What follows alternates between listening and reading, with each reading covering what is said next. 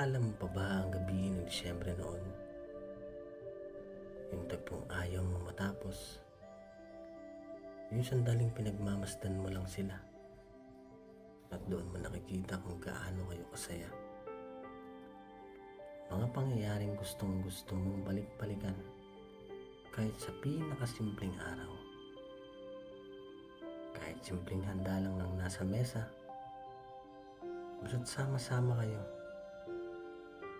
Sapat na yun para sa'yo. At sa gabing iyon, wala ka namang ibang hinihiling na regalo.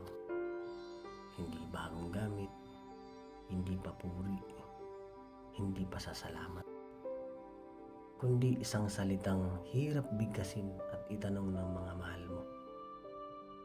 Kamusta ka? Yung kamustang walang kasunod na problema, yung kamustang walang hingi, yung kamustang galing lang sa pagmamahal. Dahil iyon lamang ang hiling mo araw-araw. Na maalala ka rin nilang tao, hindi lang tagapagpadala, hindi lang haligi, kundi anak, magulang, asawa at kapatid.